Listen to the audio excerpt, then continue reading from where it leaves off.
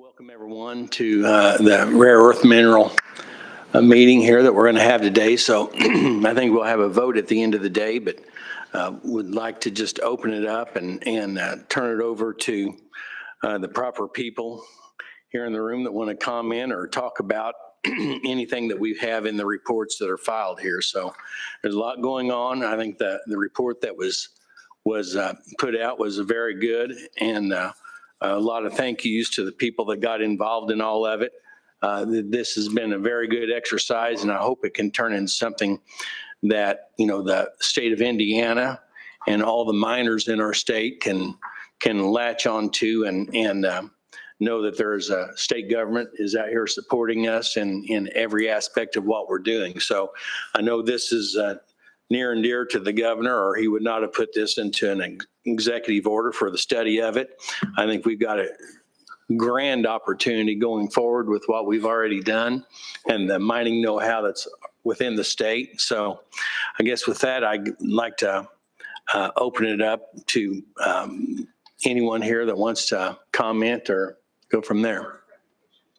Presentation to Maria. Okay, thank you, Maria.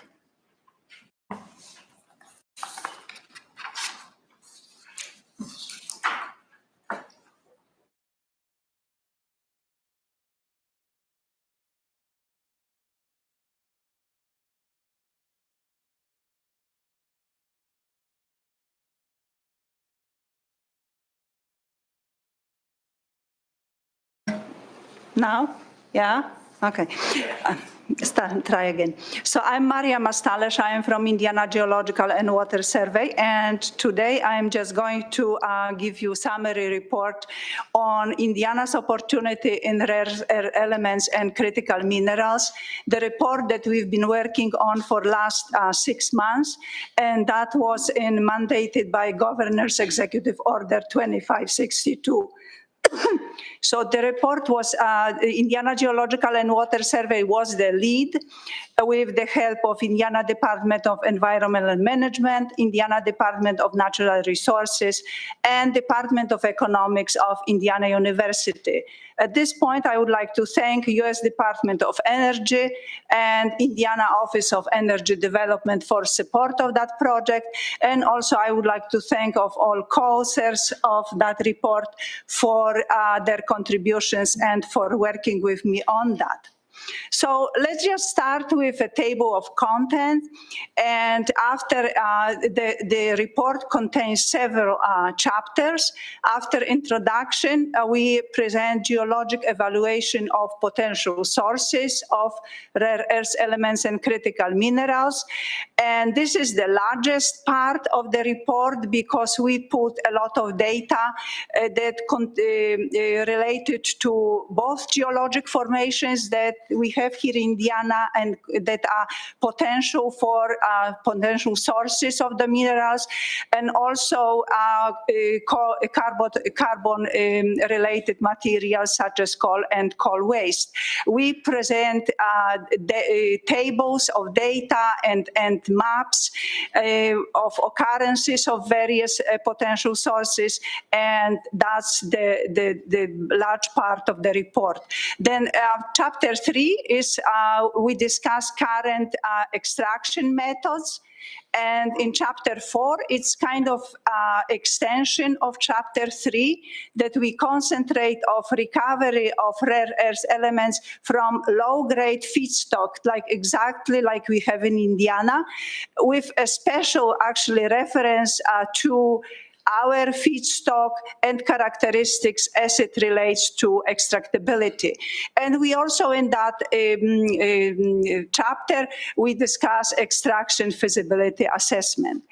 Chapter 5 is a short one. We discuss geopolitical considerations of rare elements recovery. And in chapter 6, environmental considerations, and here we include both considerations for coal waste from power plants as well as from preparation plants. And we end with concluding comments and recommendations and references. The report includes 82 pages, 47 figures, 34 tables, and 4 appendices. And in that presentation, what? Yes, sir.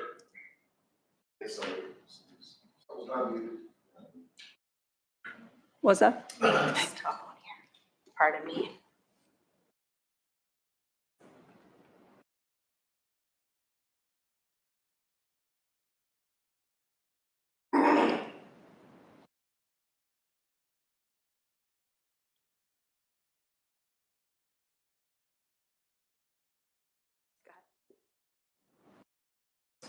Thank you. In this presentation, I'm just going to lead through a little bit through the report and give you a key points, but I really encourage you to read through the whole report because it includes a lot of data and also kind of suggestions and implications for the resource that we have here in Indiana. So let's again kind of review why we need domestic sources of rare earth elements and critical minerals. First, technological progress relies on the availability of and secure access to those elements. 2, United States has limited resources of those high rare earth elements content ores, so we really need to look into other resources that they are available. For many critical minerals, including rare earths, the United States relies totally or to large extent on imports. And the figure on the right just presents exactly that shows US consumption dependent on imports in percentage. On the left side of the diagram, it's 0%, on the right is 100. So for the major elements like gallium, like graphite, like rare earth elements, scandium, yttrium, we are close or at 100% of importing. China is the main world producer, responsible for 60 to 70% of the production, and our import in the US comes dominantly from China, 80%, thus giving that country control of prices and supply. China also controls approximately 90% of the global separation and processing. And in fact, the vast majority of rare elements that we mine in US are sent to China for final processing and element separation. So domestic resources are needed to elevate that supply chain risk. So let's go to Indiana now and look at potential sources of rare earth elements and critical minerals in Indiana. And as we already know, in Indiana, there are no those high rare elements resources like such as magmatic rocks present in Indiana. So we do not unfortunately have those. However, some sedimentary rocks and carbon-based waste materials contain appreciable amounts of those elements that can be considered potential sources for potential recovery. Potential sedimentary rocks in Indiana include coals as a source of rare earth elements and germanium. And germanium in the Indiana coals is relatively high compared to other coals, so it really could be a good source. Then second is Pennsylvanian paleosols. Paleosols are ancient soils, and that's clay-rich rocks that occur under the coals, and they can be source of rare earth elements, lithium as well as gallium. And then Pennsylvanian and Devonian shales as sources of other metals like vanadium, arsenic, uranium, or molybdenum. And in the report, we give a lot of data and evaluate those resources as for potential recovery. We've studied this at the Indiana Geological and Water Survey for a couple of decades now, those resources exactly with a point of view application for potential extraction. So a lot of data are included in that report, but I will concentrate the next couple of slides on coal-based waste materials And those materials we have very abundant in Indiana. They include preparation plant refuse such as gob piles, slurry deposits, and they could be source of rare earth elements, gallium and carbon. And then acid mine drainage associated with gob piles as a sources of rare earth elements and also other elements. And power plant refuse, mainly for coal ash, as a sources as rare earth elements and gallium. However, we need to remember that in contrast to high rare earth elements magmatic sources, all these materials are available in Indiana are low-grade resources with rare earth elements content typically less than 1,000 part per million. Those traditional sources sometimes have several percentage of rare earth elements. And as I said, unfortunately, ours do not. So now let's look at those coal-based materials that we have in quantities in Indiana and start with quantities and value of coal refuse. And the map that you see on the right shows preparation plant locations of current and in the past, as well as slurry pond locations. And in the report, we present maps, occurrences, and volumetric volumetrics for those individual localities by county. So, and we hope that those maps will be very helpful when we come to the stage of identifying which piles, which locations are the most profitable. So obviously with a long history of coal mining over more than 100 years, we generate a lot of coal preparation plant waste, and then we have abundant gob piles as well as tailing and slurry ponds. And considering coal refuse alone, it is estimated that there is between 74 million to 171 million tons that are potentially mineable. This is a huge resource, and this is just fine refuse alone, not mentioning gob piles and other spoil ridges. Rare element concentrations in those coal refuse are usually around, on average, I would say about 450 ppm. Other elements of interest are gallium and germanium. And considering rare element prices from like 2 months ago when we looked at that, the value of rare elements present in the fine refuse alone amounts to $5.8 billion US dollars. This price is just kind of for approximate, because as you know, prices of rare elements can vary very significantly on weekly or daily basis. So this is just one evaluation that we came up with. So again, this is about coal refuse. Acid mine drainage. Critical minerals, including rare earth elements, are found to leach from acid-generated waste piles of coarse material that we call here in Indiana gob piles, and also spoil ridges forming acid mine drainage. On the map on the right side, we saw those that we studied most extensively, and also they are drainage sites. Rare elements are insoluble, make it easier to recover them from the solids.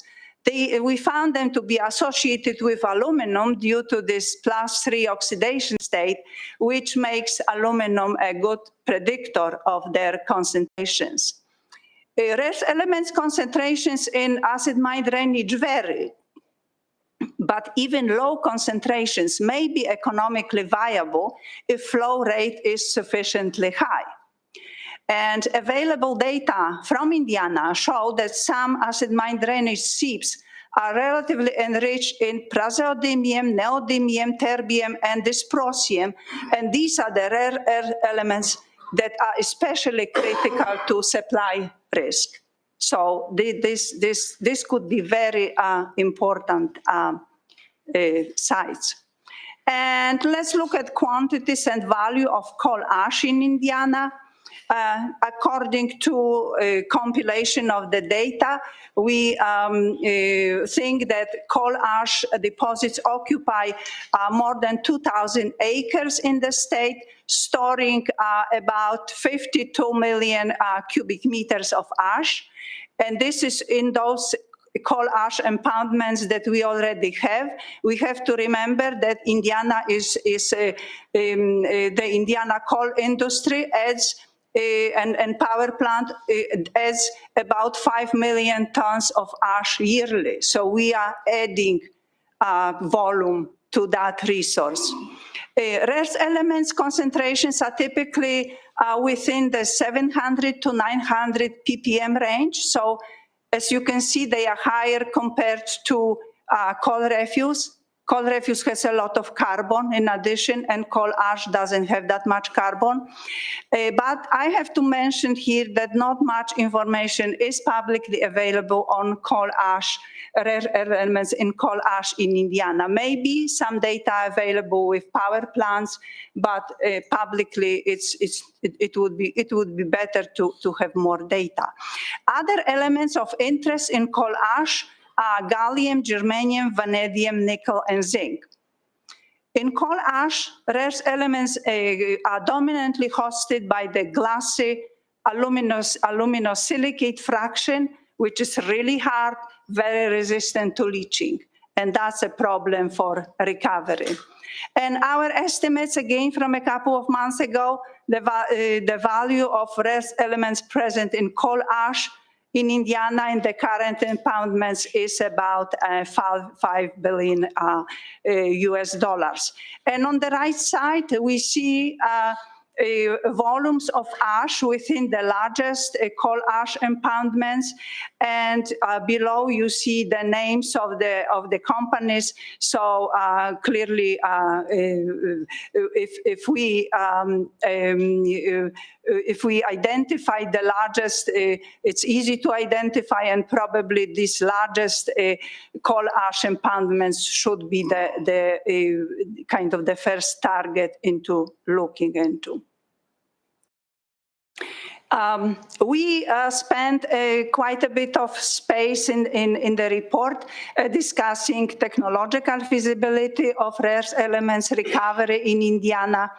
And obviously, we do not have industrial scale facilities that we really can evaluate or have a good evaluation based on a good example. But laboratory and small pilot scale projects in the US and worldwide show that technologically recovery from low-grade resources, exactly like we have in Indiana, is possible. However, it is a multi-stage process that should be designated around the characteristics of the resources. And on the right side, we just put this kind of a roadmap of recovery from physical beneficiation through various stages of leaching, alkaline leaching, acid water leaching, to rare elements purification. So you can see there are several steps, and within each step, we can have different techniques. And those techniques, we say individual stages need to be really tailored with full understanding of the target resources. And we hope that by putting characterization of those resources in the report, that it will be really helpful when we start thinking about how to best optimize dot recovery stages.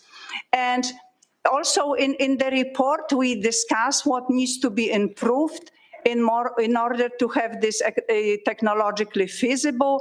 And one of the efforts, the great effort should be put direct towards improving efficiency of the pre-concentration phase. This is this first, usually physical beneficiation phase that so far it's not really giving very good results. There is, and it's very important for low-grade resource that we pre-concentrate that relatively well so that later stages are easier to go through. Economic considerations. Well, we can say that Indiana hosts a large potential supply of rare elements and critical minerals in coal refuse, coal ash, acid mine drainage, and other low-grade feedstocks. However, beyond several small pilot-scale projects in the US and elsewhere, no comprehensive techno-economical studies of large-scale recovery from such low-grade feedstock have been conducted or published. Pilot-scale projects show that consumption of chemicals for leaching of such materials dominantly contributes to the high cost of recovery. And that's why we really need to think about improving that very early stage to improve pre-concentration. And possibilities that need to be explored to lower costs include, but not limited to, reducing acid costs by replacing some acids with ones that are less costly, yes, still effective for specific feedstock. 2, recycling major reagents, thus reducing quantities of chemicals and waste disposal needs. 3, improving pre-concentration techniques before leaching, such as physical pre-concentration, but also roasting. And then making co-production of multiple metals profitable. I mentioned here before, I mentioned gallium, I mentioned germanium. It's important that we looked into other elements as well while thinking about rare elements to add and hopefully to decrease the cost. But I emphasize that comprehensive economic assessments of rare earth elements CM recovery projects on such low-grade materials can only be possible when larger-scale projects yield data suitable for robust economic analysis. So in sum, on these economic considerations, Indiana's unconventional feedstocks show technical feasibility of recovery, but economics will depend on slashing processing costs, co-producing byproducts, and aligning with federal and state efforts to reduce reliance on Chinese supply chains. In one of the last chapters, we discuss environmental considerations. The reuse of coal waste and the extraction of elements present Indiana with both opportunities and responsibilities. Such activities can transform legacy byproducts of coal mining and power generation into valuable inputs for advanced manufacturing, for example, for semiconductor supply chain. But at the same time, they introduce new operational regulatory considerations that must be addressed to ensure safe, efficient, and commercially viable deployment. Indiana already maintains a strong regulatory framework for coal refuse and coal combustion residuals, grounded in federal statutes and state-level implementations. However, our oversight is primarily designed for coal mining and waste disposal, relieving potential gaps when these materials are reprocessed for mineral recovery. Such processes like excavation, transport, pre-concentration, chemical extraction, and purification are beyond the scope of the existing rules. So, therefore, new rules or rule modifications or additional regulatory clarity will be needed to assure protection of the environment. And again, I want to mention that proper risk assessment on such low-grade materials can only be possible when larger-scale operations provide robust data on toxicity of the operations and conditions and implications of the post-processing waste disposal. And I will just end with recommendation for future actions that we kind of put in 4 groups here. First is industry outreach, very important, and we think we should start working on that right now. We need to consult with industry specialists, and we say here, designate perhaps a university-led team that will investigate interest in extraction in Indiana and identify priorities, partners, and also priority sites. Number 2, incentives. Offer performance-based tax credits or refundable grants for pilot or demonstration plants that A, process Indiana coal waste, and B, meet in-state spend and job thresholds, and 3, deliver a good product, at least intermediate concentrations of the elements. 3, fast-track one-stop permitting. Designate a single point of contact to coordinate IDEM, DNR, INDOT, and local authorities for RECM pilots, and publish a permitting checklist specific to waste to mineral projects about remining transport, process waters, air permits, residual reuse to reduce timeline risk. And the 4th one is federal funding capture. We need to pursue all possible opportunities to find money. We need to DOE, Environmental Protection Agencies, Department of Defense, and others. And we say perhaps it would be good to assign a grant capture team to track solicitations, pre-qualify Indiana sites, assemble consortia, and align state match language in advance. So the bottom line, Indiana can turn legacy coal waste into strategically important asset. With pilot projects, clear rules, and public-private collaborations, the state can lead the nation in securing critical minerals while supporting jobs, innovation in energy security. It's a big statement, obviously, here, and we have a lot to do ahead of us, but we do hope that this report will help us to plan for the next stage of this very important initiative. Thank you very much. Thank you, Doctor. Any questions for Dr. Mascarenhas? I have a question. Hey, Doctor. Good to see Michael. you again. I went through the report a little bit, just recently received it, but we'll get a little deeper on it. I like how you position this to not be a mining boom. It's much more of an industrial recovery of material and processing base, which is probably more realistic, most especially with the lack of pricing power that we have in the United States. If we're going to mine something and China dumps onto the market, your mine's done. Right? So it's great to see that. Your one-stop permitting for processing as well was a unique idea. I'd like to have a little bit more of your knowledge on what are you thinking there on the one-stop permitting authority thought that you have in the presentation. Well, it's probably on that. Maybe my colleagues who worked on environmental implications would say more about that. But right now, it seems that there are the Department of Natural Resources.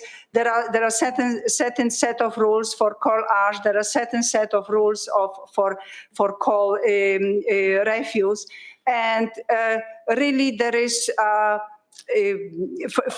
in order to attack this question, we have to have a task force of communication that all of these people work together who are involved in any kind of environmental issues, because the one-stop permitting, we need to include also environmental aspect of that, as well as mining aspects, so that coal companies are also part of that, so that everybody knows what needs to be done, what's the sequence of permits, what the sequence of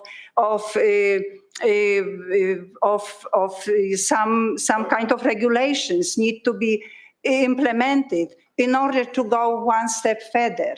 And we have to have, in order to have that list, I think these units who work with that need to work together. And so we are seeing that as there should be some point of contact that work on that and get together in one room all these people who are responsible for creating or implementation those statutes or rules or suggestions. And because that would really reduce time how we can go ahead rather than individually work through. Time is an issue here as well. That's how we kind of saw that as a group of authors between economists and environmentalists and geologists. Yeah, time and money, right? Time is money, yeah. Yeah, and your last slide here, where you had your public-private collaboration. Curious, has the report and the committee that worked on the report, did you look at any Indiana-based feedstock potentials where the most credible potential path to your larger commercial scale recovery could actually happen? Do you have a target here in Indiana already from all of this research? Well, yeah, I have my ideas, yes. So in terms of, we can immediately look at three resources here. And one is coal ash, one is acid mine drainage, and one is coal refuse. And all these three are different material, different properties. So there is going to be a different chain of actions in order towards recovery. But with coal ash, obviously, we need to probably target the Duke energy impoundments because they have the largest one and they have several of them. And I know that not all power plant companies are on the board with that, and we have to really also make sure that we get them on the board through various incentives or whatever it could be. So that would be for coal ash. For coal refuse, we present here some maps with individual counties outlining which is the largest ones. And also from our study, we do know that, for example, waste coal refuse from those older coals that we have here that are relatively low sulfur coal, they have more rare earth elements. So as a result, the refuse also has more rare elements. So we need to target those refuse locations. But on the other hand, when we look at, for example, Springfield, that we really have a lot of waste from the Springfield coal, and even though it has less rare elements content, but volumetrically it's more. So again, we should look at this. So yeah, we kind of have some suggestions when we, in chapter 4, when we go towards implications for the Indiana resource, we actually mention what in our mind should be addressed first, or what would be the size of priority, or at least of the group that worked on the report. And in terms of acid mine drainage, and Keith is here in the room, we already kind of looked and kind of have very specific sources, sites, that if there is resource if there is money and if there are people who are willing to do that, we know what the size should be, yes. And again, when we go towards the next phase, I hope we will have these discussions and with all parties involved and kind of come up with the optimal choices. Ben, or other questions? Yeah, real quick, just from a power plant perspective and a coal mine perspective, what are some of the byproducts of separating the rare earths? I know there's a lot of pilot programs and it's a rapidly growing test area, I would say, on separating rare earths. But the question is, what do you do with what's left? Yeah, and that's a very important question that we really need to look what to do with the rest. And there are, if you separate elements, a lot of material that is left, it's aluminum rich. That's aluminum rich material, and already there are some studies that are showing that you can use that for higher higher price applications, for kaolin, clay type of materials that can use in some other applications. So yeah, we need to look into that. And with the coal ash, it doesn't have much carbon, right? So the domino is some minerals, but a lot of clays there. So really, we could look into that material and turn it into useful product. That would be the goal. Would permitting be that much of a hangup, being that most either power plants or coal mines, they've already got their permits in place, and now you just have to monitor and your water testing and sampling and everything else. So would that be our biggest hangup, is getting the permitting, because I support getting it to one place, getting it approved and moving forward. But if everything's pretty much already in place, that should streamline the permitting process to move forward on extracting rare earth. Yeah. Or do we have to look at it from a different perspective, I guess is. It's thinking about coal ash, and we all know those reports, how much damage the water, leachate from it can do. And we read about arsenic, we read about other metals that are doing harmful to water sources and things like that. Yet, when we look at critical minerals and how much we use, arsenic is the material that we need. So if we can capture that, on one way, if we can capture rare earth elements, we can if we can turn a aluminum-rich material into some useful product, and if we can clean that leachate and get those elements not as and treat them not as a waste, but really as a source. I mean, that would be just our really goal. Is it easy to do that? No, but that's the way we need to think if we want to really make it economically viable. Thank you. Thank you. Ben? Just had a question, continuing on the vein of the coal ash.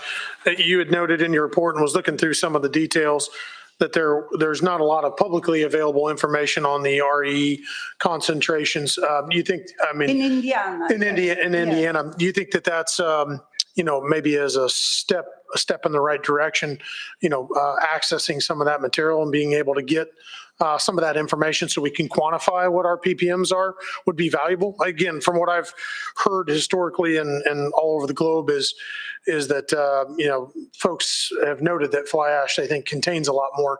It feels like not just in Indiana, a lot of other places, we haven't gotten a chance to really qualify that. So maybe that's a step in the right direction to get that information available. Absolutely, if there is, because power plants, they may have internally some information. We had at Indiana Geological and Water Survey, we had a project supported by DOE that we CORSIEM phase 1, that is specifically, I wanted to get to that information. We wanted to get the samples for analysis. We wanted to get internal data. I used all my possible friends, and I did not succeed. Eventually, they said, Maria, we cannot release this information, and we really, at this point, do not want you to collect the samples. So I only collected the samples from whenever the coal mine has a contract with a power plant, and in between that, we could get some data going. Otherwise, I really had problem with getting power plants on board. And I think we need to do something to change that. Anything else? Any other questions? Comments?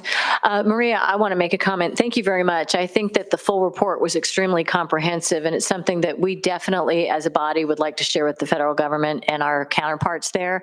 I think they'll find a lot of value in what you've uncovered, and we find value in that as a leverage point and a channel to work with our federal counterparts on this. So thank you very much for the fine work you've done.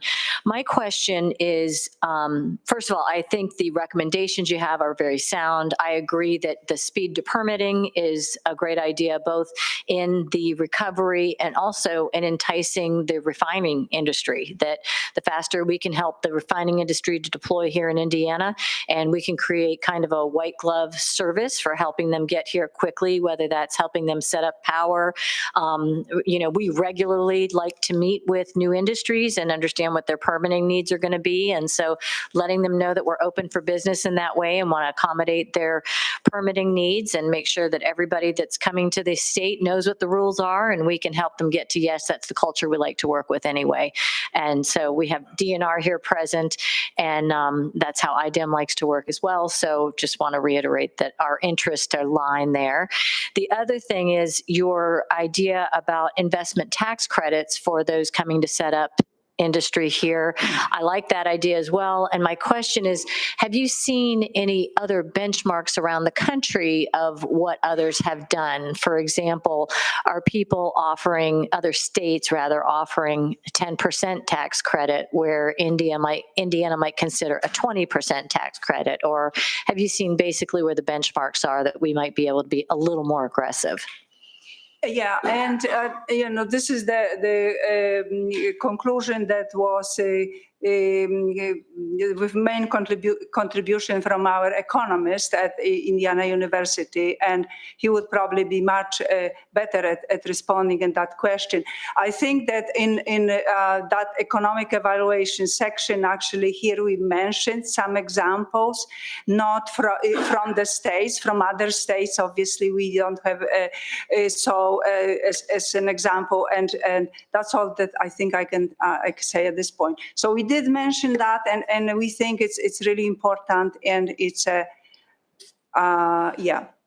Thank you very much. One other comment I'd like to make, and you did touch on it in the report, but I want to just reiterate how important it is and how much I've learned this from interacting with you, your team, and your industry, and that is that in recent years, decades, that as a country, we've started to replace the concept of geological study with earth sciences study, often thinking that those two, one can be replaced by the other. But with the emergence of water studies, citing nuclear power plants, unearthing rare earth elements, continuing to utilize gas and oil and being able to find those. All of those disciplines require a deep bench in geological study and geological professionals in the United States. And so your work is putting a big spotlight on that in the United States. And I'd like for Indiana to be a leading state in being able to reinvigorate that body of study in the K-12 all the way through university. And so that's something that I think we want to make sure to really emphasize in our recommendations to the governor. And I know you touched on that, but I just want to publicly state that, how much we are understanding that, and that's going to be an important point for us to focus on moving forward. Yes, thank you very much. And I think it's a chance here for Indiana, because it's not that other states have done much about it. And as well as we know our resource, I think we are really positioned really well in order to go forward and set example for other states that have also coal waste and are coal mining states. Thank you so much, and I hope this report will be useful. We work hard on it. Thank you, Doctor. Any other comments or questions? All right, fantastic. We do have, and we'll talk about this at the end. I'll go through our agenda. Apologies for coming in late, but we do have an end of year report. We've only had one other meeting, so the end of report is a summary, and we'll attach the doctor's full report as a work product that this body has commissioned, and we'll submit that to the governor along with this back and forth, 1-page summary, 2-page summary. So this body will have to vote on that at the end. I know it came out quickly this morning, and so what I propose we'll do, if everybody hasn't had a chance to read it, once we finish with our speakers, I'll take a minute to read this aloud to the team. I think some people have read it and have submitted some comments. We'll discuss it as a group, and we can vote on it with any comments and suggested changes, because time is of the essence. So if that's okay with the group, that's what we'll plan to do at the end. Our agenda includes the following. Thank you, Doctor. Next, we'll have a representative from SMI Water. And then after that, Dr. Sutherland from Purdue University is here to also give us a presentation, I think, on refining and the refining technology that comes from Purdue. Welcome. Also, Dora Taggart, from the president and CEO of Microbial Insights, is here to give us a presentation. And then we'll go over the Rare Earth Recovery Council's end of year summary report. So that's our agenda today. Next, we have SMI Water. And Holly's going to help us. Good afternoon. Hi, how are you? Hi, I'm doing well. My name is Mike Emerson, and I'm with SMI Solutions. I'm the CEO of the company.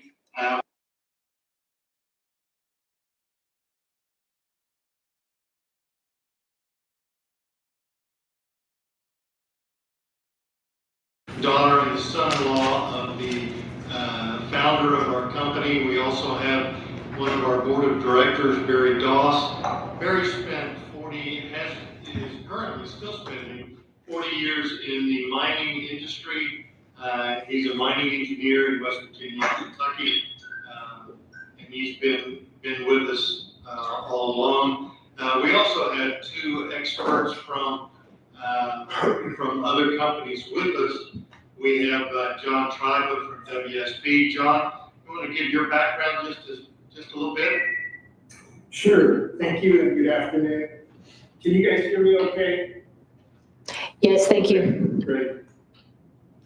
Yes, I'm with WSP. I have a mining engineering and program management background with WSP, and we have been working with SMI for a couple of years now in helping them bring this process to the market and then find places to do the research and development and to scale this process into a more commercially feasible operation. So we look forward to continuing our work with SMI, very excited about the technology and what it can do both for the environment and for the country. It's really pretty remarkable, as you'll get to see that here in the presentation. But thank you for allowing us to be a part of your meeting today. And just so you know, WSP is the largest mining consulting engineering company on the planet. We have about 70,000 employees, and so having WSP on board with us is significant. So in addition to John, Greg Gillis is on board with us. Greg, you want to give your background a little bit? Yeah, thanks, Mike. Good afternoon, everyone.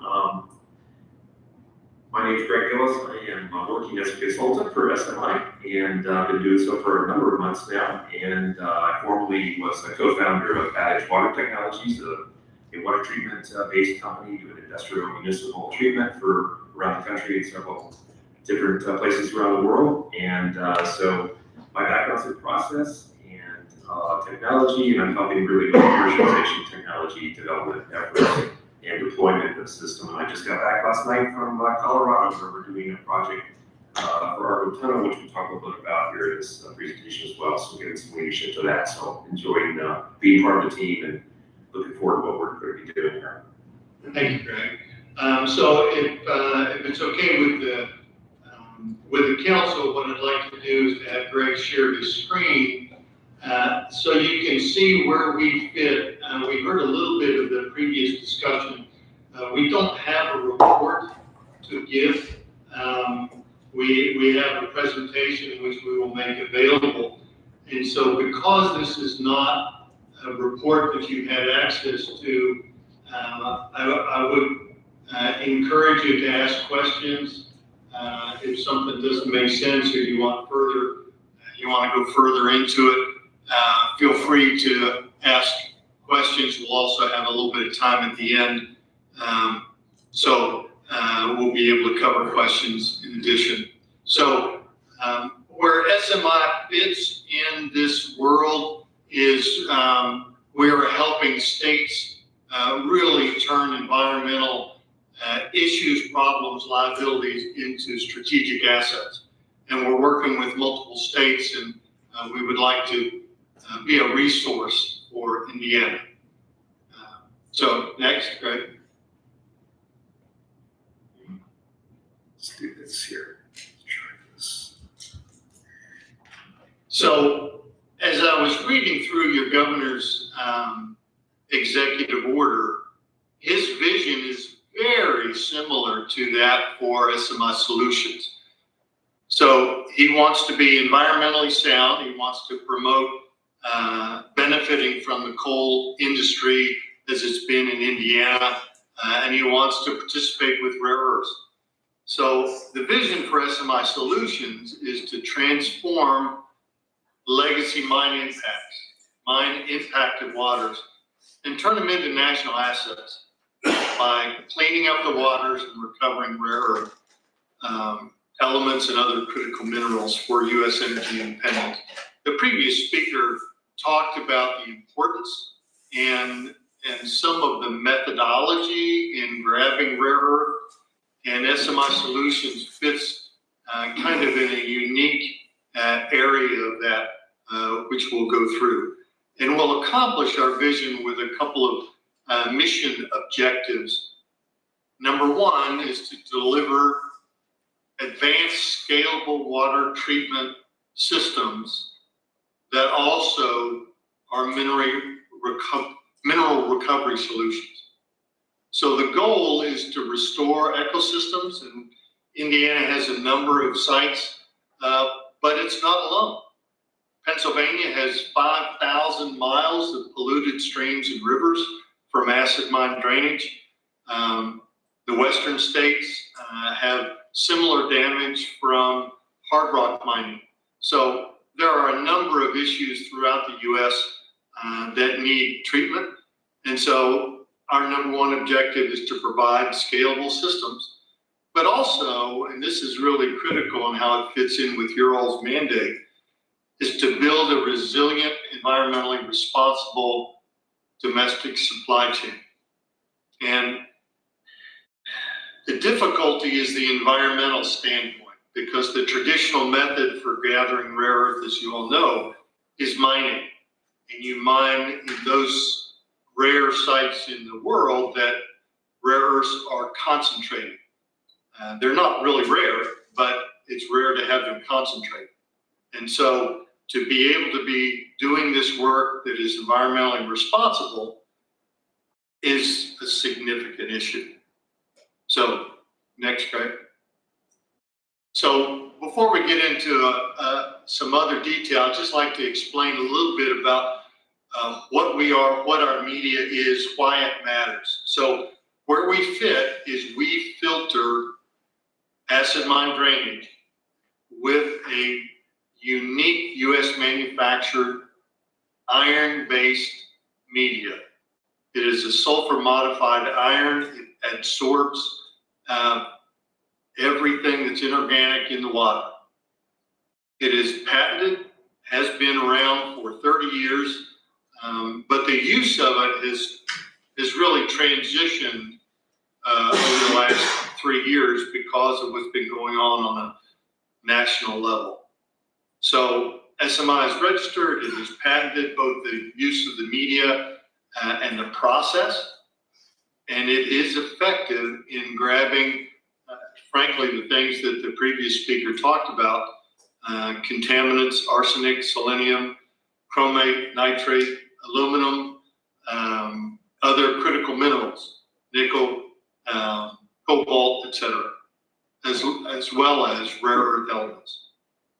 So SMI as a filter media has been proven to show once water goes through our system, it gets those contaminants down to non-detectable levels. So it is able to meet NPDES permitting as required. So the shift really happened back in 23. Prior to that, SMI media was used to grab things out of water that people didn't want. Selenium, arsenic, etc. And it transitioned in 23 because all of a sudden, really the world wanted to be able to grab something positive, rare earth elements as well as other critical minerals. So that's what we do, that's where we fit. We are currently working with a number of states and with the federal government through the Army Corps of Engineers. And they are interested with SMI because of its dual nature. There are solutions out there that can grab rare earth elements from water, but they don't clean up other contaminants. There are solutions for cleaning water. Indiana has a number of them, both active and passive, mostly passive. And they clean the water, raise the pH, but they don't grab the reeds. SMI is unique in that it does both. And that's why we are beneficial both for those that are focused on environmental improvement, as well as those that are focused on industrial development by recovering reeds and other critical minerals. So where it makes sense, and the reason it makes sense is because in acid mine drainage, the acid is leaching out or dissolving both rare earth elements and other critical minerals. And so that's coming out of acid mine drainage, gob pile, spoil ridge, acid sweep, seeps, etc. So capturing those elements in the water makes sense. And because they're already dissolved, it's economically feasible. Other processes you may have heard of capturing rare earth elements by crushing computer chips and then leaching that out. That is a process. It works for the higher priced rare earths, but you still have to dissolve the rare earths and get it into a leachate before you can refine them. And if you're just grabbing the raw water, it's already dissolved, which leads to fewer costs in the process, fewer steps, no excavation, no transportation.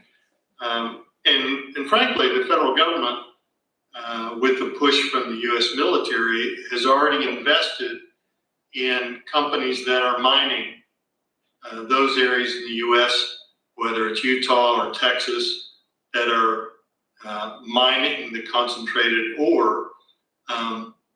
But that is an environmental, let's just say, challenge. Very difficult and creates an environmental difficulty that you've got to clean up. Because we're, in effect, mining water, it's a much cleaner process. And we're not at the research and development stage. We've actually been in the field and produced rare earths in our systems. So we are currently working with folks in Pennsylvania, West Virginia, Colorado, Illinois, Kentucky. We'd like to work with the folks in Indiana and offer ourselves as a resource for those. We've been talking with Kit. We'd like to be a resource for Indiana as well. So Greg, you want to take over this portion? Sure. So as we dig a little bit deeper into what is in this process, it's a process. So there's media involved, there's equipment, there's technology, and I'll just give you a little bit of an overview of that. Next couple slides. Essentially, what Mike talked about was the fact that there's a patented technology that is basically the, if you will, the product at the end of the treatment train that does the absorption of the rees, and I'll show you the integrated treatment. And what we're doing, of course, we're scaling this thing and we're doing this at demonstration scale and can take this thing to whatever scale is needed for the type of surface source waters, whether they be, as Mike mentioned, different kinds of source waters that could be, obtained and used for this recovery. But it also does the water restoration plus the critical mineral recovery, as you mentioned. And what it involves is a couple of different steps. Essentially, what we're doing is kind of pre-treatment and post-treatment steps without doing too much of a granular dive here. But there's pH adjustment, there's solids removal, in these sources, there are a variety of different contaminants, things that you want to capture and things that you don't want to capture. So what we're trying to do is treat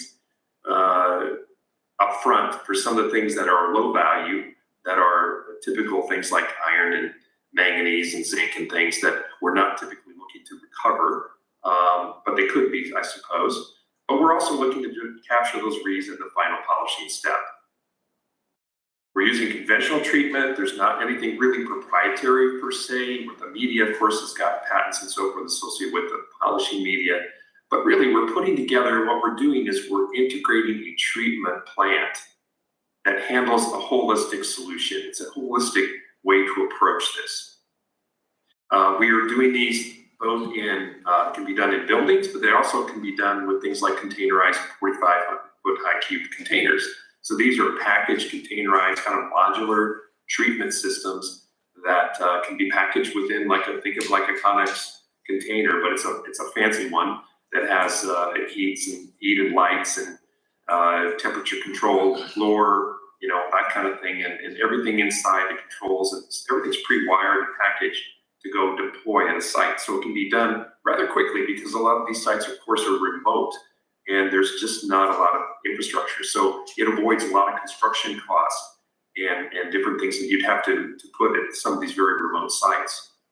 And we can then build upscale plants, anything, take this design and go to larger systems, well beyond 200 if we wanted to do that, depending upon the flow rates.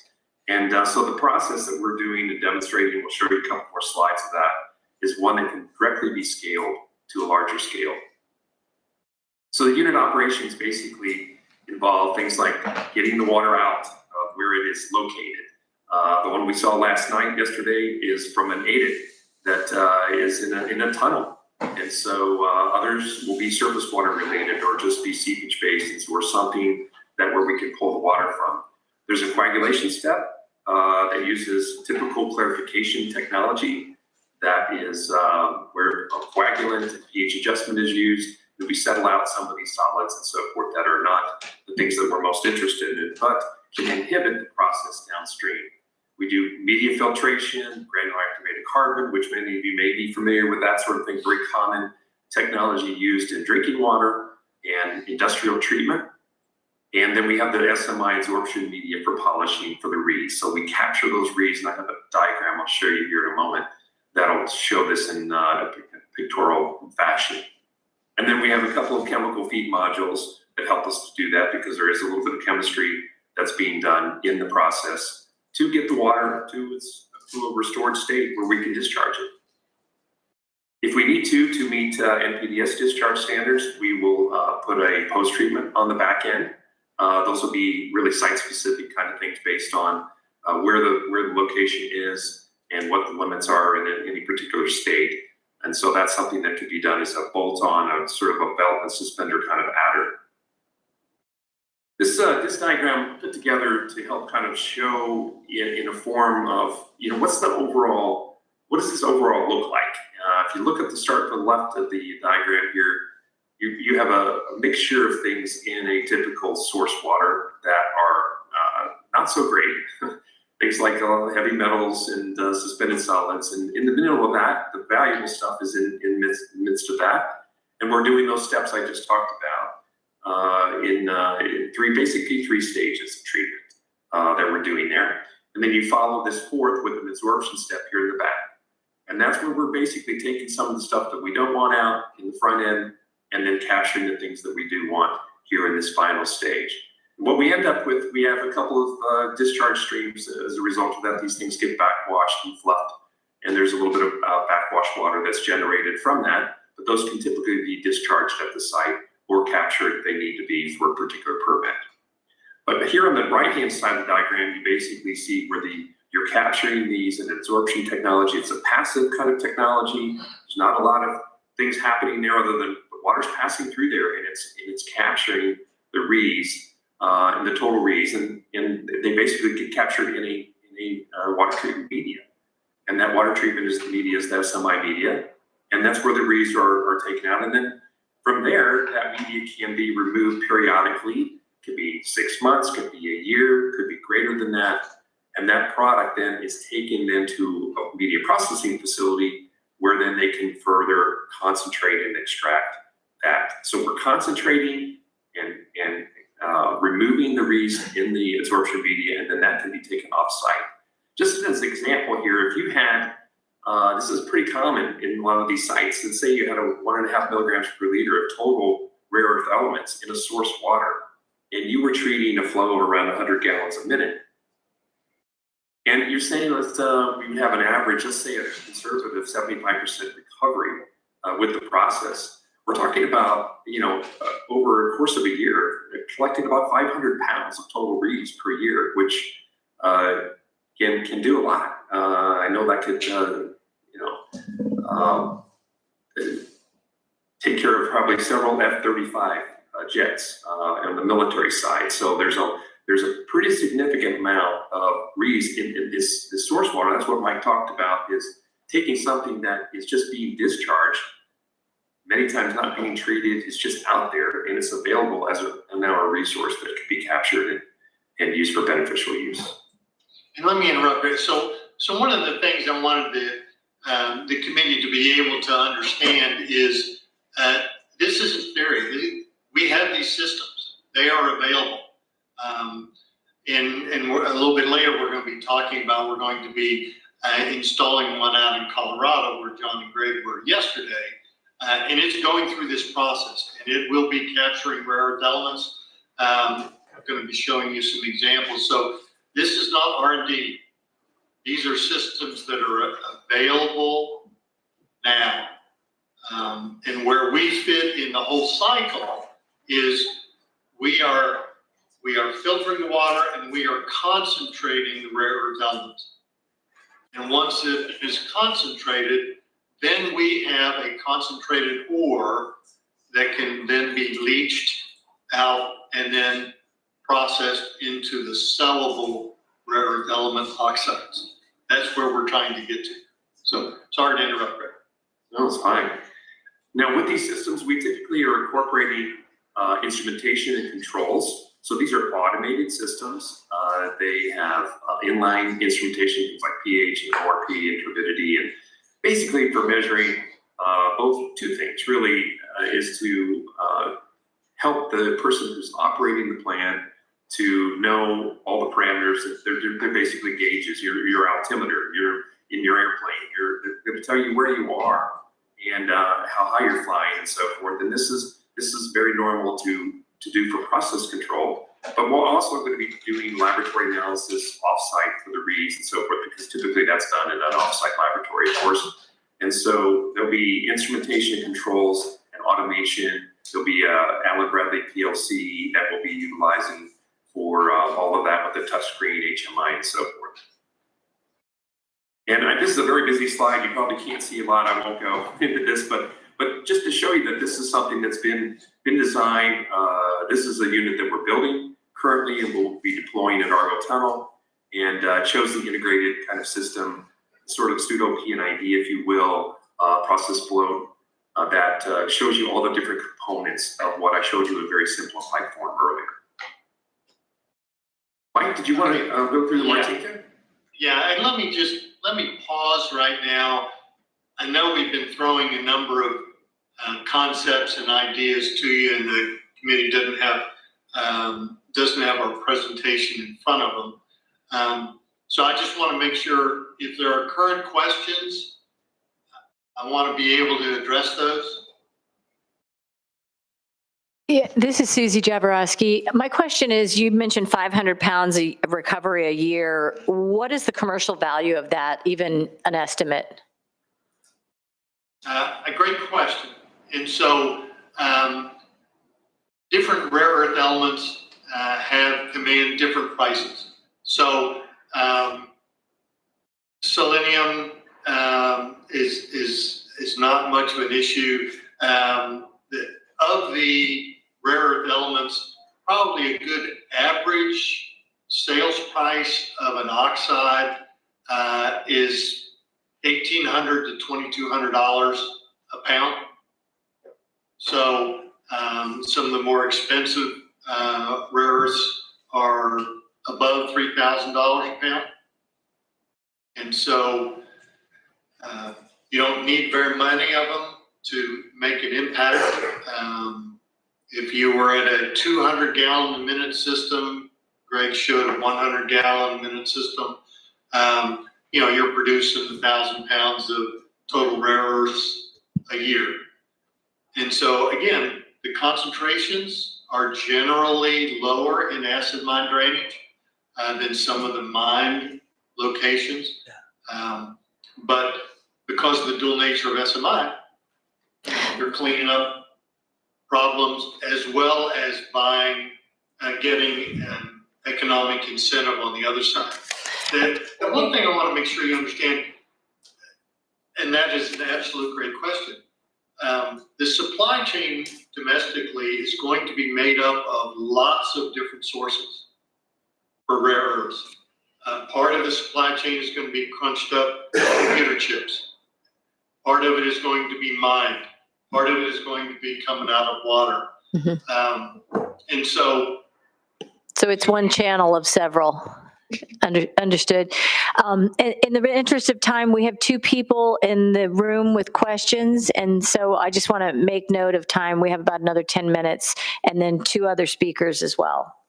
For the estimate on the 500 pounds, my question is, what's it cost to produce that for the year, that 500 pounds compared to what the return is? And that was the question the Undersecretary of the Army asked me.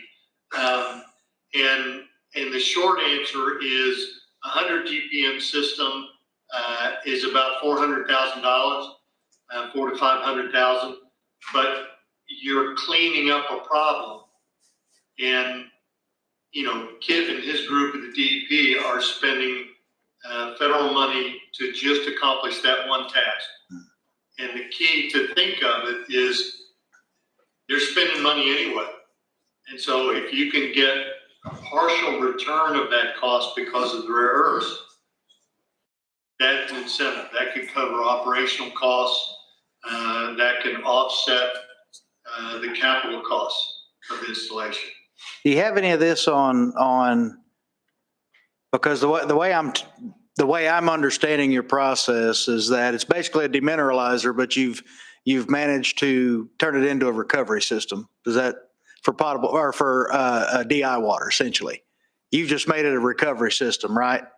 So to speak, because you still got resin beds, you've still got to clean and fluff the beds, and then you put it back into service. So because basically everything you're removing is the same stuff I'm removing right now to make DI water. So you've just made recovery for it. So is this also a possibility to put this into well and drinking water systems now, other than just any kind of treatment for old coal runoffs or anything? SMI was originally created to pull selenium out of drinking water. Gotcha.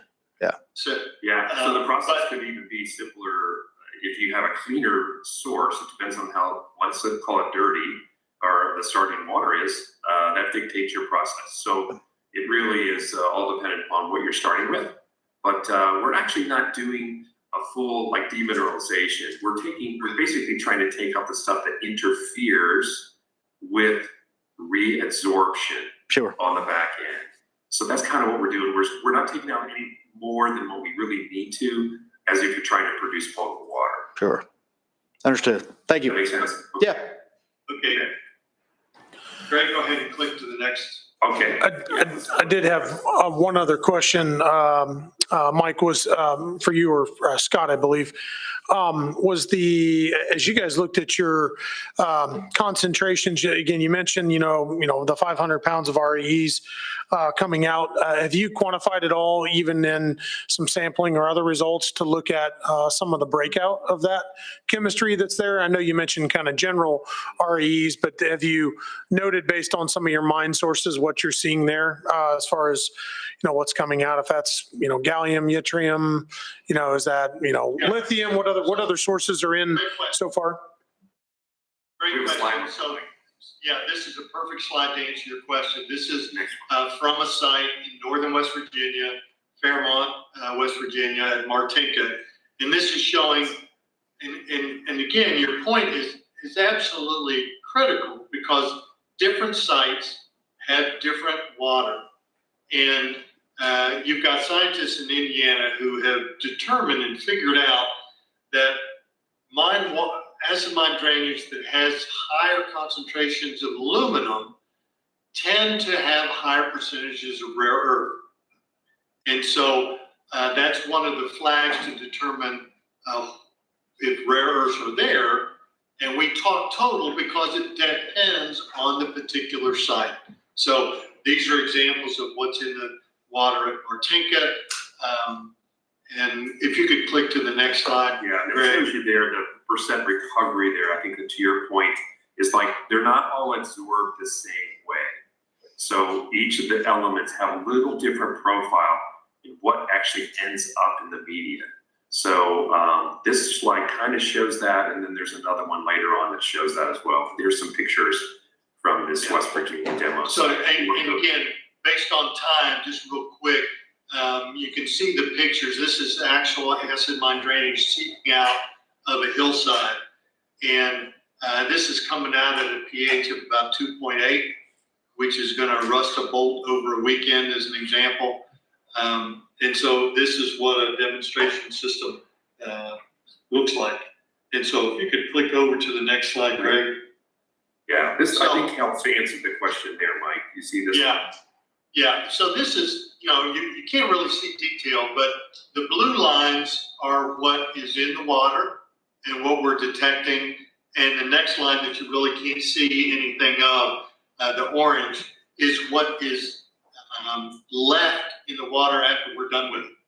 So, and this is a time period from April, May, August, and September of this year, showing that our media continues to be successful. So one of the operating costs is how effective is your media, and we're grabbing what's in the water consistently. So if you could go to the next slide, Greg. Yeah, you can see yttrium is a good absorber into the product. You see that? Yeah, and yttrium is one of the 6 that the U.S. military is looking for. Speaking of the Corps of Engineers and the military, this is two slides that Dr. Tony Bednar and Dr. Ed Perkins with the Army Research Division of the Army Corps of Engineers put together, because as they looked at methods of recovering rare earth from acid mine drainage, they have selected our media, our process, as their platform going forward. That is what they're suggesting as the tool to recover rare earths from acid mine drainage. And so John, I didn't know if you wanted to talk a little bit about your visit to Argo Tunnel yesterday. And the reason this is pertinent is because part of the discussion earlier was about permitting and who gets involved and who are the players. And there was John, you want to talk a little bit about that? Yeah, just very briefly, because I know we're almost out of time, and we can certainly address things in questions, but we've been coordinating with the Colorado Department of Health and Environment. They are very, very supportive of this technology and working with us. They have an existing heavy metals plant right at the base of this tunnel. And so we are picking up drainage ahead of their tap and then treating it and putting it back into their system. They're working seamlessly with us. I will say, from what I've read and what I understand, I think Colorado's got a little catching up to do to Indiana in terms of the state support of these types of programs, but we're helping and we're getting there. So it's very much a cooperative process right now with CDPHE. Thank you, John. Greg, anything else on that? No, I think we can just cover a couple of last ones. This is how do we get started with a new site? This is a thing that we put together. There's certain things that we need to know about the site. Not every single site is a candidate. So we do a screening process, and this is a lot of detail on here, but it just helps you screen different candidate sites with the flow rates, what's in the water, where is it, is it accessible, and this slide here just goes along with what are we looking for in terms of a good candidate site. We need something with accessible flow and in a reconcentration that is a significant number so that we can get a nice recovery from that. Something that's preferably in the low pH range because we want the metals to be in a dissolved state. Something place that's accessible, that we can lay down some equipment. Does it have availability of power in the site? And then we need to understand what the permit requirements are for each individual site. And then, of course, the other thing is after you install it and start it up, then there's this operational phase. And so that is a decision point with the stakeholders on each of these sites to determine what you want to do with respect to how long you want to run it, how long you want to operate it, who will do that, and so forth. Can you, Greg, can you move over to the value proposition? Because Okay, let's go to this one. Yeah, this is, Kit had mentioned that there are 1,900 sites within Indiana. And so being able to identify sites that make the most sense, and we could help with that process. The Corps of Engineers has helped us select that. DOE has done a number of reports to help people identify that. So really here are the key elements that we think SMI Solutions can help Indiana with. Because you do want to support national security, and having a plug and play methodology to do that for one source, your water, moves you forward. These are scalable systems, depending on pricing and volume of water.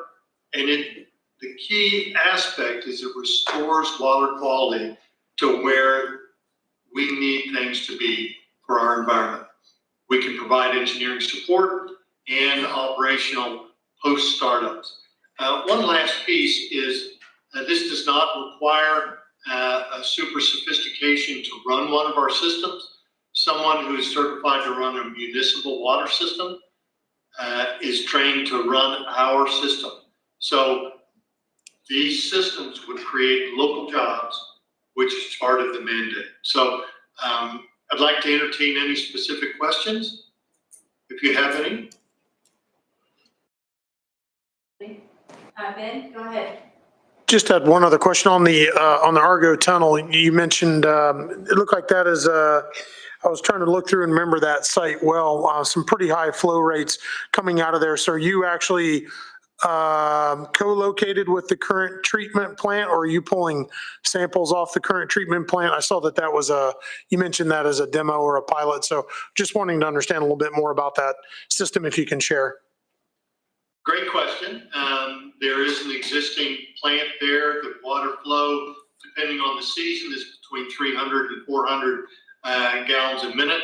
We're going to be installing a 30 GPM demonstration facility in front of the existing system. And actually, they want us to increase that so that they can see the impact on the existing system. But yeah, that is an existing system, volume 300 to 400 GPM, depending on snow melt, et cetera. Any other questions? This is Secretary Jaworowski. My question is about what it might take to deploy what you talked about in terms of identifying sites in Indiana and perhaps setting up a pilot site. And also, if there are any private entities that would be interested in a partnership that might make sense. Well, there were a number of questions in there. One is if someone is currently mining, they currently have a water cleanup issue. And so they obviously would be an entity that would be interested in having a system. Because if they can also see the benefit, and we've worked with some folks in Pennsylvania, some mine operators that were looking to put in one of our systems to clean up their discharge as well as grabbing rare earths. Pennsylvania has a number of their sites are lower concentrations than there are in Indiana, which gives you all kind of a leg up on that. So another aspect I forgot to mention, as far as partnering, we're going to be submitting a proposal to the DOE mid-January, requesting $15 million to partner and to be able to put in systems. So as we see to help the states, this is part of the conversation that the Army Corps of Engineers had with Pennsylvania, that the Corps would put in a system if the state would put in a system. That was, and so I believe the federal government is interested in partnering. DOE is interested in partnering. Private enterprises, if they have a water problem that they need to clean up, they're obviously going to be interested. So that's interesting. My instinct is that it would be a private entity that would be most interested in recovering the rare earth elements and then selling them rather than the state doing that. I mean, I can... So in Illinois, we have a private individual who owns a lot of land that is around a mine site called Will Scarlet. And he is interested in installing a system because if he can clean up the water, then all of a sudden the land that he owns is going to be worth substantially more than it is currently. Mm-hmm. And so, yeah, that's a great example. And we have someone that's interested in Illinois putting in the system. Yes, exactly. So I would add to that we see across the country states and other municipalities that have budget constraints and are looking for ways to monetize assets. And this is an opportunity to do that, not so much as a way to make a profit, but to really help offset some of the O&M costs of an operation like this that can go on in perpetuity. So if there's a way to capture some of these REs, monetize that waste product, traditionally a waste product, that's one of the things that we're seeing real interest in across the country. So are you saying small municipal water systems that have a wastewater program would be able to recover? That doesn't, I think I'm missing that. What I meant was that the people that are working there have the skill sets already to be able to run one of our systems. Okay, understood. Okay, I think now this is something that our task force would be looking into. My inclination would be that the way the state of Indiana would move forward is that we would act a facilitator and bring industry together to take advantage of this opportunity, knowing that we have lots of acid runoff, as the doctor alluded to, and invite industry, maybe have some sort of a convening of those who do this kind of work and bringing entities like yourself that has the technology, and we'd be the matchmaker, if you will, with the places that have this here in the state of Indiana, invite those that can come together and stand up the industry to do that, is what I would see our role perhaps being. And you also get federal money annually to clean up acid mine drainage, which could be used for that as well. Always happy to do that. Yes, Michael, thank you. Just a quick question. Maybe you can supply this to the committee as we study this more. Do you have any kind of P&L or ROI type of return for a company that could invest in this, and what your current products that are on the market have been able to return to the company, how quick they get their money back, how much they can profit, et cetera? We'll get some information to the committee. Great, that would be fantastic. Thank you so much for this really informative presentation. Please keep in touch with us. We appreciate it.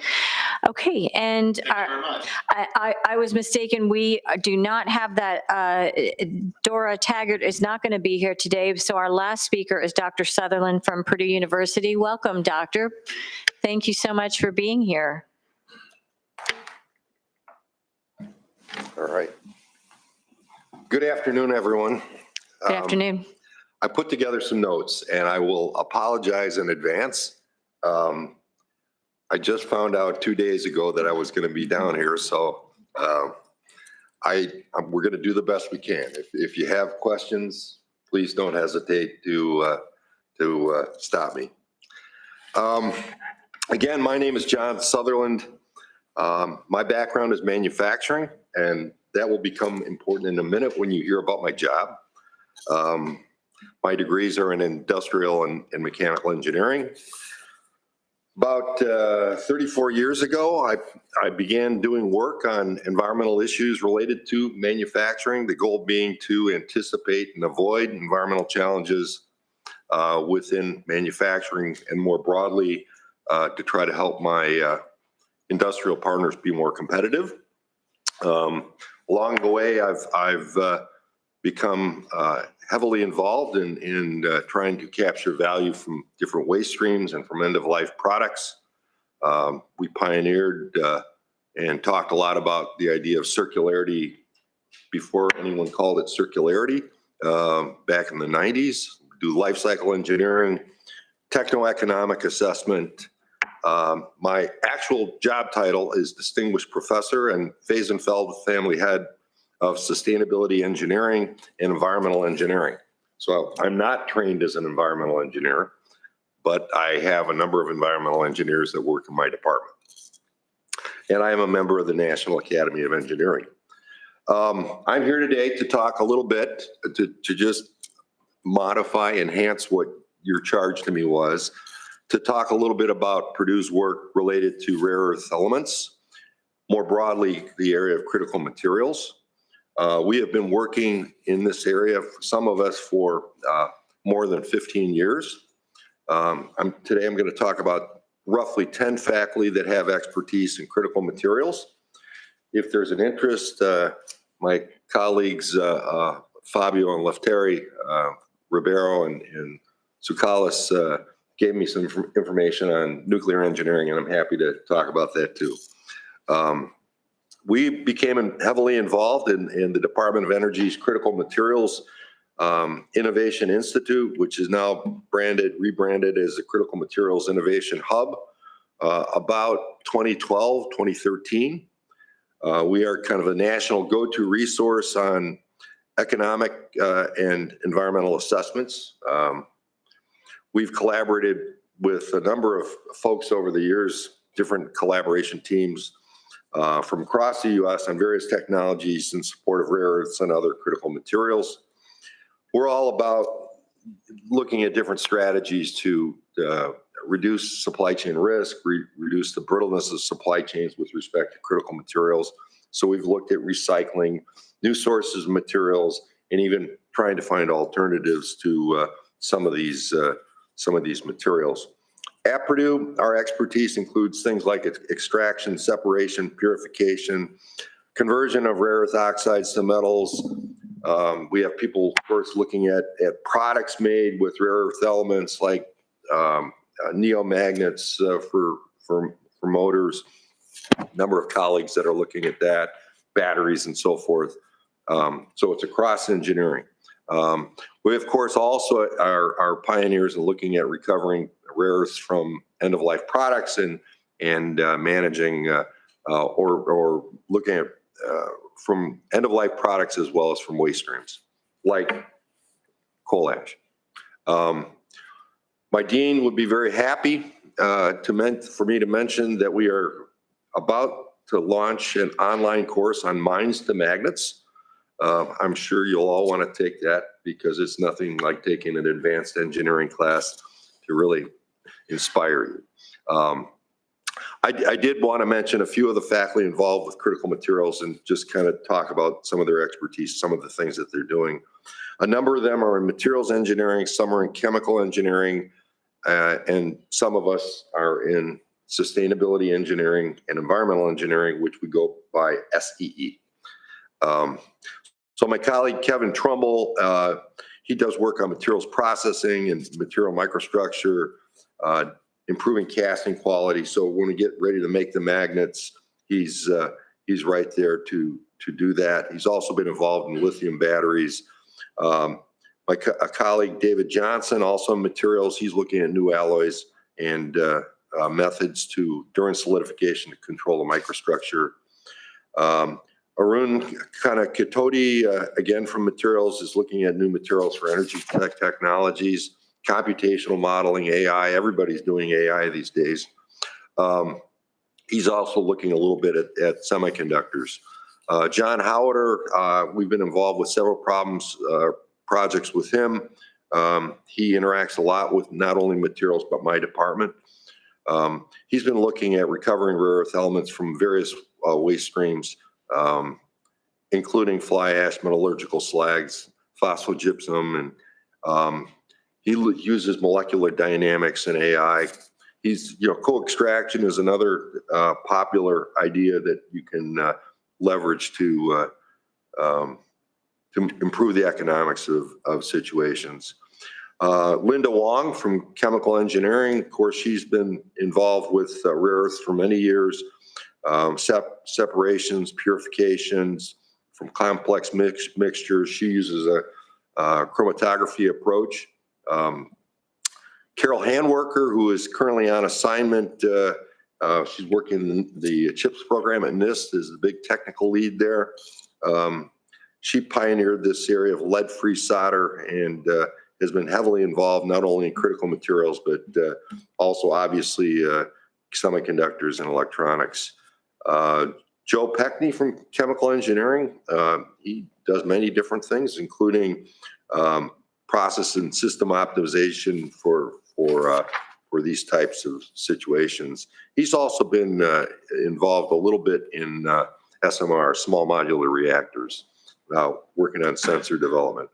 So the colleague that I'm going to mention next, he and I have been the ones that have been most involved with the Critical Materials Institute, and that is Fu Zhao.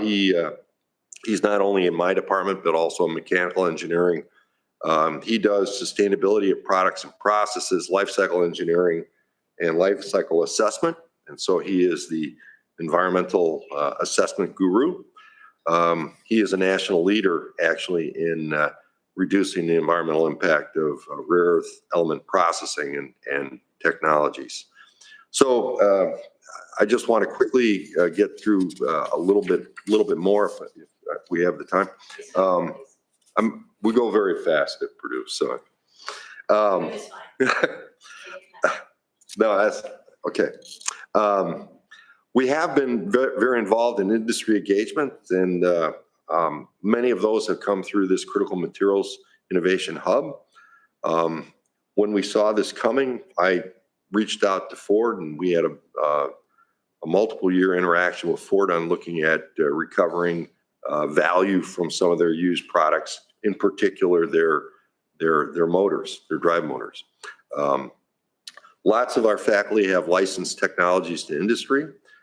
We've worked with Seagate and Western Digital on recovering value from their end-of-use hard drives. And in fact, their end-of-use hard drives contain magnets that are very, that have great value. One of the partners that we work with is Urban Mining, and they made magnets from magnets. So we've worked with many small companies over the years on REE type opportunities.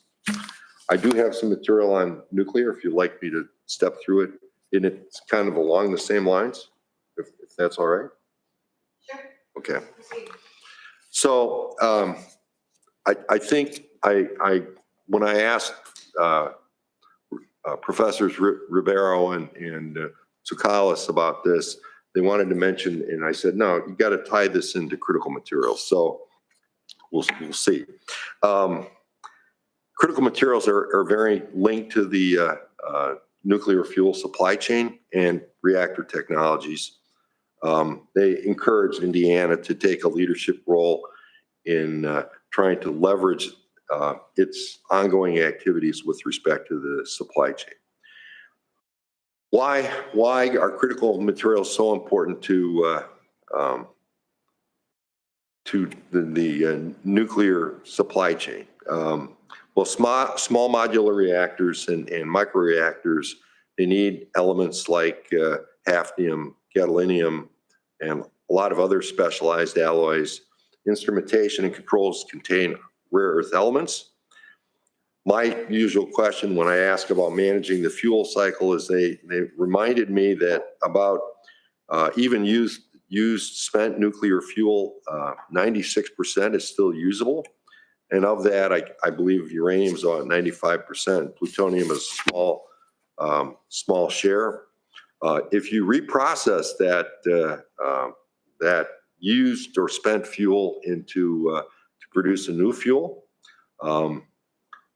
you can recover many different things, including platinum group metals, rare earth elements, and radioisotopes for industry and medicine, and including americium and strontium, which I think their point here was that this spent nuclear fuel, if you start thinking about processing it, you can then recover some additional value from that that has all these other uses.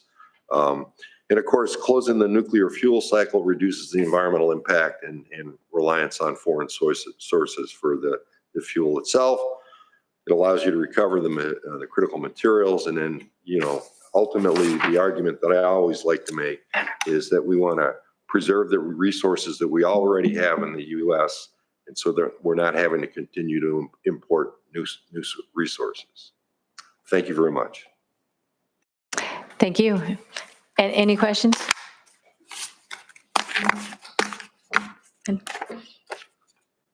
John, Much, Ben? what's that? Yes, long time no talk, John. Just a question, as we had kind of discussed on the phone too, as you guys are looking at, one of the focus of this council is on, or kind of key focus is on the mining side, specifically on coal and those assets. Can you share a little bit more about, where Purdue specialty in those places as well? We have worked with various groups that were doing things related to processing different waste streams and looking at value from that. And often we were in the position, my colleague Fujao and I, of doing the economics and the environmental assessment while someone else had some technology of interest that they wanted to try out. So for example, some innovative leaching process that they applied to various sources. And I'd be happy to get you copies of some of those technical papers if you're interested. Yes, please. I love it when we can poach talent from Illinois. What other other states, who are we competing with? So, I mean, the tremendous work that's happening at Purdue, I mean, it really is exceptional. I mean, I want Indiana to be the absolute best at everything, especially in this, because we've got Purdue, no other state does. Are the other states pretty much in the same kind of situation as where we are? Do we have catching up to do? And then the second piece to that, China, you know, how are we doing in this regard compared to them? That's a great question. So China has tremendous resources and decades of history in this area. We have a long way to go to catch up.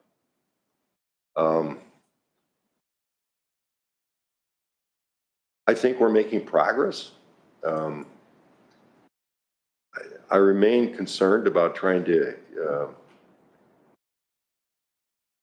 compete economically with China, given, you know, I'm not an economist, but given their advantages and the resources they have available to them, it's challenging. I like the idea, you know, of if you're going to have to do something anyway to clean something up, if you can capture value from that and not have to re-import something, to me, that seems like we're using resources wisely than just, you know, letting it languish in some pile or municipal solid waste or what have you. We don't want to do anything foolish in terms of economics. You know, if it costs us $10 to for every $1 that we retrieve, that's a tough. You can't make that case. And same from an environmental standpoint. We don't want to do more damage than whatever's happening currently. So I think in terms of critical materials, Purdue is in a very strong position. The labs often go to us for guidance on some of these things. It very often, you know, the universities, this is just natural, the faculty migrate to more promising areas, and some of these mining related areas perhaps went out of style a few years ago. And so now it's going to take some time to people to rediscover these things. So great question. Doctor, I have a question about the... John, please. Thank you, John. The technology for refining and the modern and very, it sounds like it's really fruitful, productive way to refine and recover the rare earth elements and some critical materials that Purdue has developed. How can industry access that? Do you get a subscription to it? Can you get a franchise, or do you come to the university and utilize it? Is it for sale? How can industry use it? Yeah, yes. Okay, all the above. Okay. I think each faculty member tends to be an entrepreneur, and not always very good entrepreneurs, but they tend to be in charge of their own teaching and research activities, and they have certain commitments, but you know, within those boundaries, they're you know, and so I have a number of colleagues. They work with the university to license technology, and they'll go out and do startup companies, and you know, other faculty are happy to just work on producing graduate students and teach undergrads and write papers and go out and find money to support projects. You know, not long after the vice president for research said that you guys needed someone to come down, I saw an RFP about a manufacturing demonstration type facility that the DOE is wanting to fund within the area of rare earths. So I need to, Ben, please remind me, I'll send that to you as well. University can't lead it, but the hope is that universities would be involved. And so, you know, it's those sorts of things. I've been doing this for quite a while, and you know, I'm happy to help companies be successful and support some students and, you know, try to graduate a few people along the way. Michael? Dr. John, thank you. For all your time. Curious, Purdue's done such a great job working with industry, right? From Discovery Park, where you got Rolls-Royce with the engines, you've got SK Hynix coming in for advanced packaging, and you can go on and on with everything that PRF is doing, as well as Perry now with, you're talking about SMRs, with the concrete work for the walls. You know, it's amazing. And congratulations on everything you're all doing there. One of the big things, of course, that industry is looking for in this instance for rare earth and specifically this recovery side is how do we go quickly and profitably from research paper, academic development, which is vital, but to bankable outcomes. And Purdue has such great experience with that, as you just earlier mentioned. How would you advise this committee to really get to those bankable outcomes, working with academia and research papers to get to that outcome fast? Yeah, I would. I think you're on the right track. I heard it was a very good presentation. I liked a lot of those ideas. You know, trying to do some small bench scale, lab scale type things with some samples from some of these sources, I think is probably a good idea. At this point, I would be creative. You know, I recognize the council's mandate scope, but I would try to look for any and all opportunities that are out there.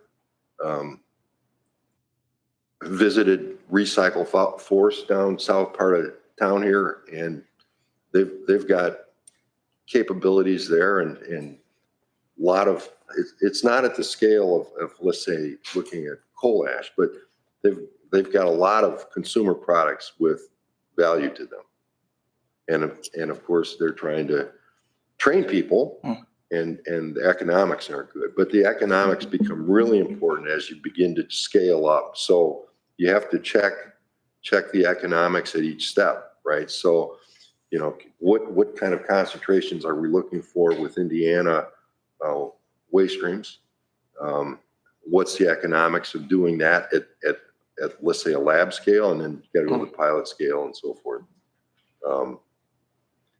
I thought the notion of the concentrating was very good too, because especially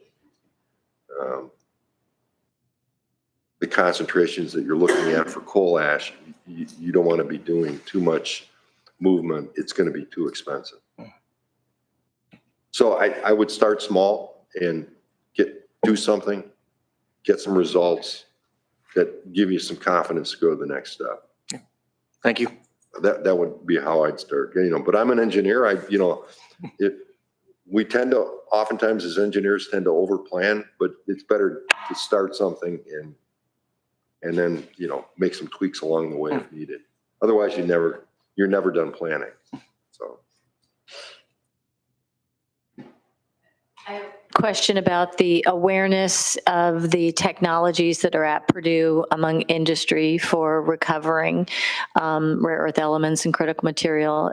Is industry pretty well aware or not? Yeah, I mean, I don't know. Yeah, that's a good question. I'm a Midwestern person, so we're humble. So I don't know. We don't probably brag as much as we should. So, and I'm an engineer, not a communicator. So it would be bad if we did try to, we try to help our partners and, I'm thinking back to November when the governor co-hosted with the president of Purdue the Nuclear Energy and Economics Summit, and it drew people from all over the world to come and see what Purdue and the state of Indiana has in the way of nuclear energy deployment desires and places to set up a supply chain manufacturing for nuclear energy. And we certainly have a lot of resources, skills, assets in rare earth recoveries, geology, refining. There may be opportunity to do something like that here. Yeah, it's a good point. You know, I'll carry that message back that we should do more communicating. Thank you. Doctor? I have a question. Do we know what's happening with ReElement Technology? Because this is the company that is here in town, and they use your Purdue University patent to extract it. And they had such a big plans, and I'm actually in my report here, it says that they are constructing a commercial facility in Marion to be completed early 2026. And they wanted to produce 4,400 metric tons of RE per year. And I have a contact here. I actually wrote an email asking because if this is the company, if they have facility, they plan to do that, we definitely need to reach out to them.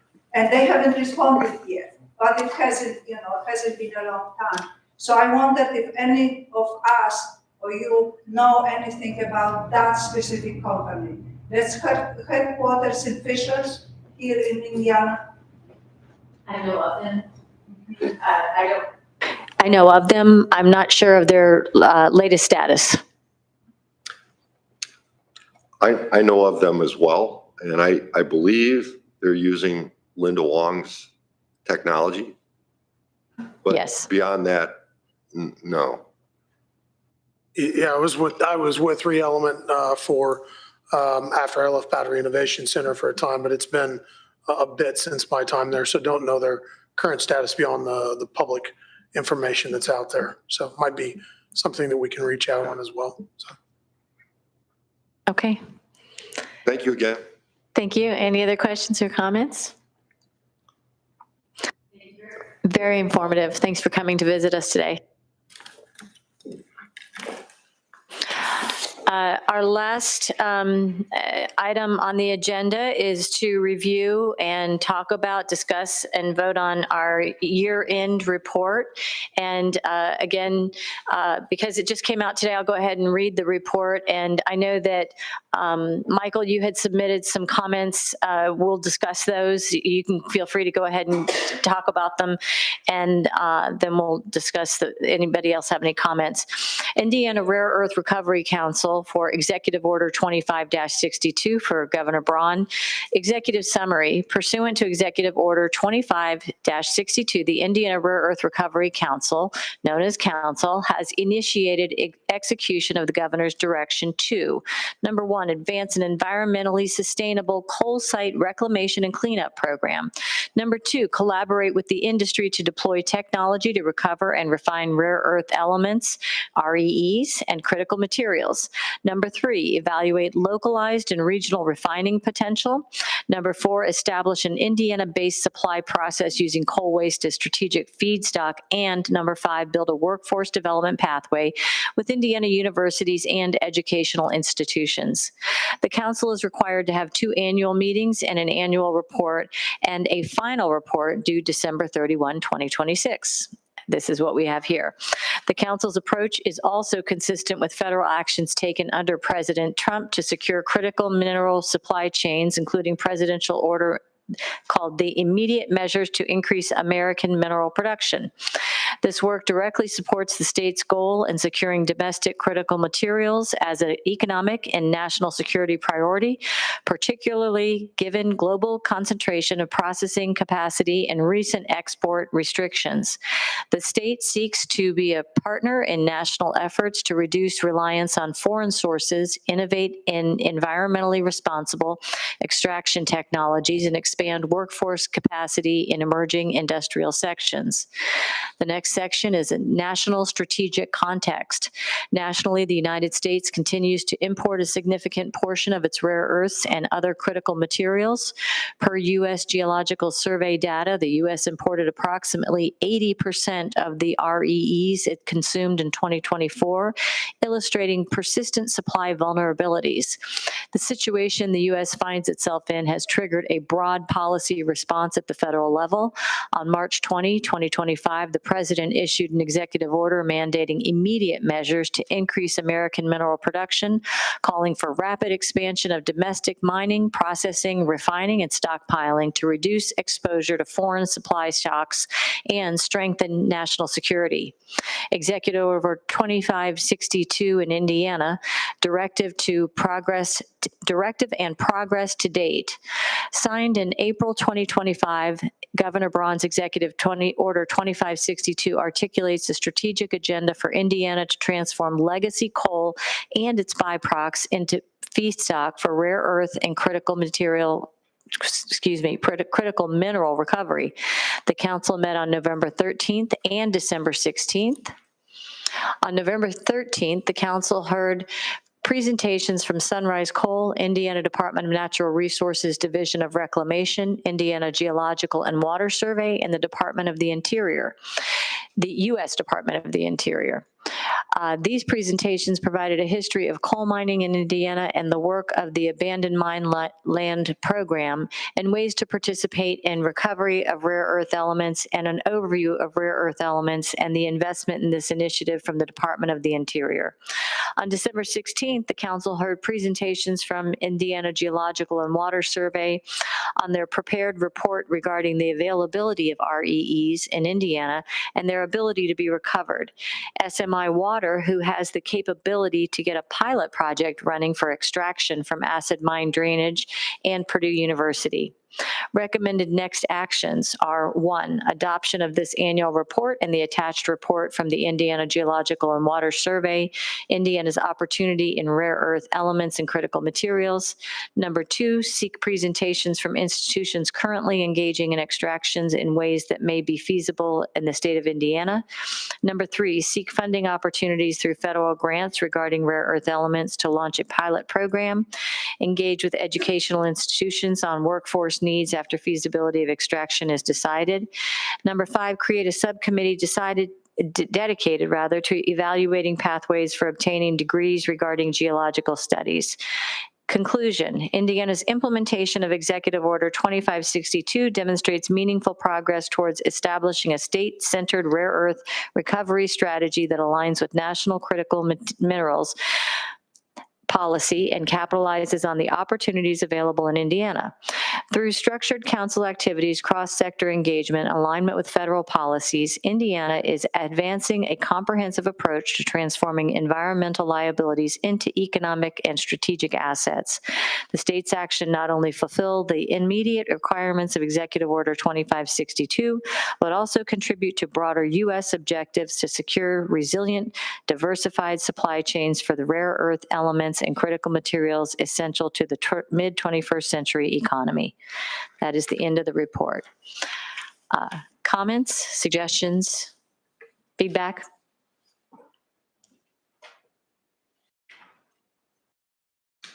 Yes, Senator Good. So you're going to be communicating this with our federal partners, with the Department of Energy? Is that the More plan? broadly, the full report from the doctor. Gotcha. Yes. Great. Thank you. Michael, did you want to talk about your suggestions for this summary? Yes, thank you, Madam Secretary. I have a few comments, and we've talked about them a little bit today. I think the subcommittee of looking for higher education, obtaining degrees, et cetera, is great. Possibly also a subcommittee to talk about how are these programs and pilots and getting it to larger commercialization, how's it going to get funded? Because it can't just be federal or state dollars. We all know everybody fights for the same dollars there. As well, most of your federal grants are usually have a matching component to them. So how is that going to be matched?